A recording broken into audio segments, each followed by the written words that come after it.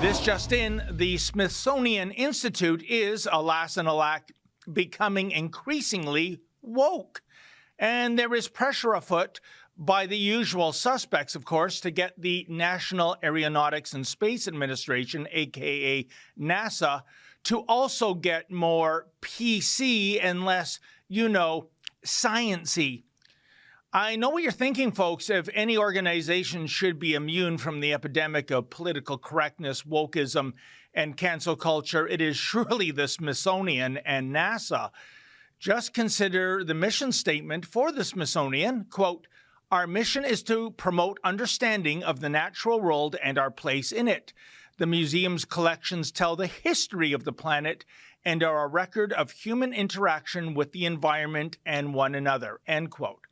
Now, here's the NASA mission statement, quote, "To drive advances in science, technology, aeronautics, and space exploration, to enhance knowledge, education, innovation, economic vitality, and stewardship of Earth," end quote. Well, I guess that was then, and this is now. For starters, according to the Washington Compost, the Smithsonian has just launched a brand new podcast called, wait for it, Queer Space. Queer Space is devoted to aviation, space, and, of course, gender identity. Fascinating. So instead of covering real achievements in the realms of aviation and aerospace, I speak of the Wright brothers or Neil Armstrong, we are being served up such scintillating subjects as, how did gay male flight attendants fare in the early days of air travel? Can science fiction with LGBTQ plus characters make space more inclusive?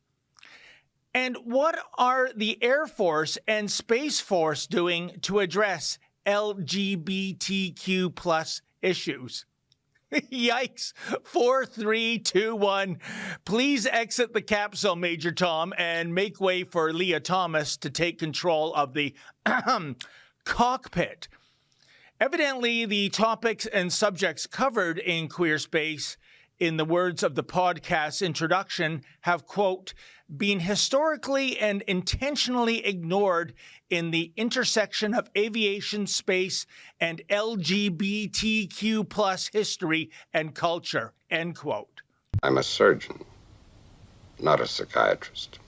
Gee, I guess we better get around to reimagining one of the most profound speeches of the 20th century, so that we don't insult the ever-tolerant members of the LGBTQ plus community, at least when it comes to space travel. I speak of those 11 words Neil Armstrong uttered as he set foot upon the Sea of Tranquility on July 20th, 1969. It's one small step for man, one giant leap for mankind. Okay, granted, Mr. Armstrong flubbed the line. He meant to say amen as opposed to man. But more than a half century later, the bone of contention would seem to be that Armstrong had the utter temerity to say man in the first place. Excuse me, it's ma'am. It is ma'am. Oh, by the way, the Smithsonian Institute aside, there is growing pressure for NASA to get woke and embrace cancel culture too. I speak of the ongoing manufactured controversy over the name given to the most powerful telescope in the solar system, the James Webb Space Telescope, which was named after a former head honcho at NASA.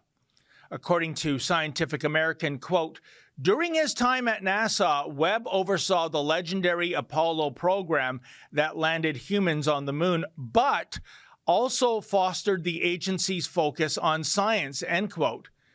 Wait a second here. By using the word but, is Scientific American implying that Webb's commitment to science was somehow a negative?